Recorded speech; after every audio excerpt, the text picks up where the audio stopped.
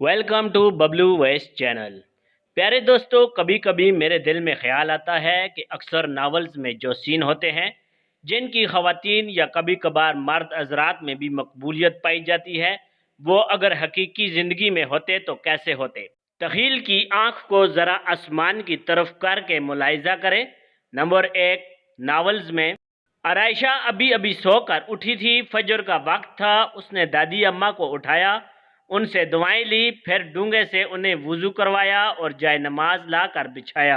दादी जान उसे उसको शहजादों जैसे दूल्हा मिलने की दुआ देती उठी और जाय नमाज पे खड़े होकर नमाज पढ़ने लगी। नंबर एक की हकीकी जिंदगी में जमीला को उसकी अम्मा 1029 आवाजें दे चुकी थी, लेकिन जमीला की डेटाई थी कि ख़त्म होने में नहीं आ रही थी। बलाखिर अम्मा को अपनी जूती उतार कर उस सिमत उड़ानी पड़ी जिस सिमत जमीला अपनी डेटाई समेत सो रही थी। नंबर दो, नावल्स में राइफा ने जोहर की नमाज के बाद जल्दी जल्दी घर साफ किया। घर आज निखरा निखरा लग रहा था। वो बहुत नफासत पसंद थी। फिर उसने किचन का रुख किया और सोचने लगी कि आज क्या बनाया जाए। अब्बा जान के लिए परहेजी सालन चढ़ाया, छोटी और छोटू के लिए पास्ता तैयार किया और फिर उसके चेहरे पे मुस्कुराहट दौड़ गई क्योंकि आज काफ़ी दिनों बाद वो उनके लिए उनकी पसंदीदा chicken beef, mutton biryani, korma और खीर बनाने वाली थी। जल्दी से सब पकाकर जब खीर फ्रिज में रखने गई तो देखा 5 बजने वाले थे। उसने जल्दी से जाकर कपड़े बदले और दुल्हन जैसा तैयार होकर बैठ गई। Oh my God!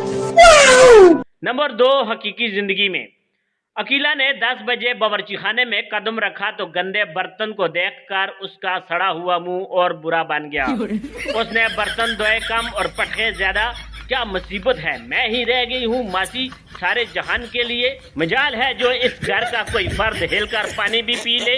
बर्तन धोने के दौरान उसके लबों से ये मंतरबा आवाज बुलंद जारी था। अब घंटा भर लगाकर बर्तन धोने के बाद उसने सोचा कि क्या पकाया जाए आज। उन्होंने फरमाइश की थी आज टिंडे आलू बनाने की, लेकिन उसने मसूर की दाल बनाने का फैसला किया और 3 घंटों की मेहनत के बाद जब वो दाल बनाकर फारुग हुई तो दरवाजे पर दस्तक हुई। खोल रही हूँ। मैं कोई यहाँ कैरम बोर्ड तो नहीं खेल रही थी, आपकी और आपके घर वालों की खिदमतें कर कर के आदी हो गई। उसने अपनी 105 किलो वजन के साथ ये जुमला फख्र से अदा किया। नंबर 3, नावल्स में नुमानिया आईने के सामने बैठी अपना जायजा ले रही थी। वो आज भी उतनी ही हसीन थी जितनी 3000 साल पहले थी। उसको आज भी किसी निखार और मेकअप की जरूरत ना पड़ती थी। आज उसकी शादी की सालगिरह थी। उसने तैमूर अली जावेद अफंदी शेख सदीकी राजपूत ठाकुर की पसंदीदा साड़ी पहनी और हल्का हल्का मेकअप करके अपना जायजा लेने लगी। इतनी देर में तैमूर कमरे में दाखिल हुआ और उसको देखते ही ठठक गया। वो आज भी उसे देखकर ऐसे ही फिदा हो जाता था। अच्छा। नंबर 3, हकीकी जिंदगी में मैमूना का वजन 150 किलोग्राम हो चुका था। आज उसकी शादी की 12वीं सालगिरह थी।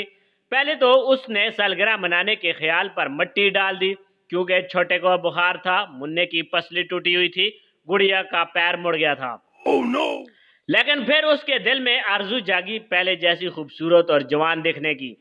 उसने पुराने कपड़े निकाले लेकिन सब के सब तंग हो चुके थे। फिर उसने तंग आकर अभी का ही एक जोड़ा पहन लिया। 3 घंटे लगाने के बाद जब वो तैयार हुई उसी वक्त कमरे में असगर दाखिल हुआ और न जाने किन दिक्कतों से असगर ने अपनी चीख रोकी थी। नंबर 4, नावल्स में वो अपनी रो में चलती किसी ख्याल में गुम उसके चौड़े सीने से टकरा गई और गिरने ही वाली थी कि वजाहत के पैकर ने बढ़कर उसे थाम लिया। उसने उस यूनानी देवता की तरफ देखा और देखती रह गई। शरबती आंखें, मगरूर नाक, बारीक होंठ और चौड़ी पेशानी। आप ठीक तो हैं? यूनानी देवता ने फिक्रमंदी से पूछा। नंबर 4, आ जाए जरा हकीकी जिंदगी की तरफ। वो अपनी हीरो में आ रही थी कि जवाद रशीद से टकरा गई। वो तो क्या गिरती, सबसे पहले तो जवाद ही फर्श नशीन हो गया। गिरने से उसकी टांग की हड्डी चटक गई। उसकी चीखों से सारा घर जमा हो गया। अंधी हो, देखकर नहीं चल सकती, आंखें हैं या बटन? जवाद ने ज़ारो कतार रोते हुए कहा।